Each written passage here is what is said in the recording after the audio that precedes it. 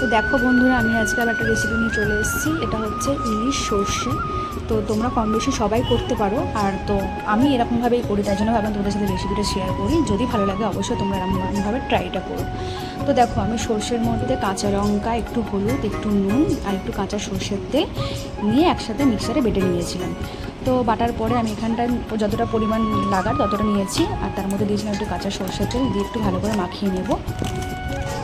তো দেখো, আমি কাঁচা সর্ষের তেলের সাথে সর্ষেটা ভালো করে মাখিয়ে নিয়েছি। এরপরে দিয়ে দেবো গোটা গোটা কটা কাঁচা লঙ্কা।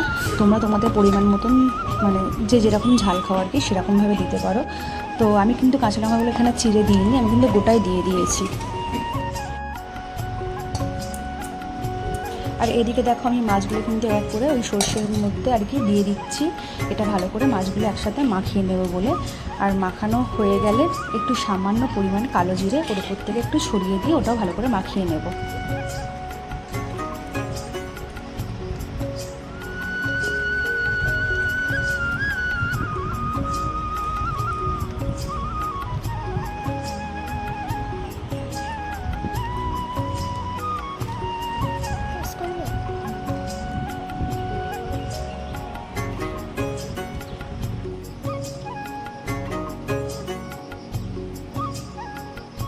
দেখো, আমি কিন্তু মশলাটা ভালো করে খুব ভালো করে মানে গায়ে আর কি মাখিয়ে নিয়েছি মাছগুলোর গায়ে। আর তোমরা দেখে বুঝতেই পারছো আমি খুব ভালোভাবে মাখা হয়েও গেছে।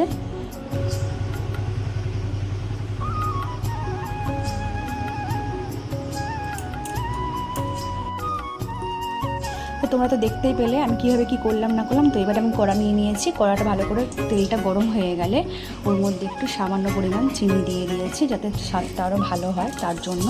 আর চিনিটা দিয়ে আমি ভালো করে একটু নাড়াচাড়া করে নিয়েছি।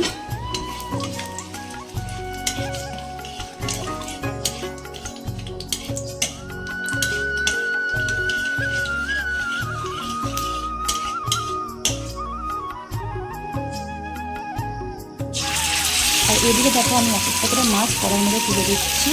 তার সাথে মশলা মাখানো যেগুলো রয়েছে, মানে মশলা সমেত আর কি, একসাথে তুলে দেওয়ার পরে ভালোভাবে একটুখানি মানে নাড়াচাড়া একটুখানি করে নিয়েছিলাম। নিয়ে আর একটু সামান্য পরিমাণ জল দিয়ে ঢেকে রেখে দেবো। আর দেখো, এখানে কিন্তু যে যেরকমভাবে আর কি, যেরকমভাবে যে পাতলা আর কি ঝোল রাখতে চাইলে ঝোল রাখতে পারো। আর যদি মনে করো মাখা মাখা করবে তো মাখা মাখা রাখতে পারো। আমি যেহেতু মাখা মাখা করবো তাই জন্য খুব বেশি জল দিইনি, সামান্য পরিমাণ দিয়েছিলাম। আর এটা মিনিট 20 মতন রেখে আমি নামিয়ে নেবো আর কি।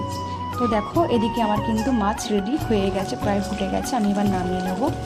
তো আমার ভিডিওটা আজকেটা এতটাই। তো তোমাদের সাথে ভিডিওটা শেয়ার করলাম। কেমন কি লাগলো না লাগলো অবশ্যই কমেন্ট করে জানিও। আর পারলে এটা কিন্তু একবার ট্রাই করো, আশা করি সবার ভালো লাগবে। তো চলো, টাটা।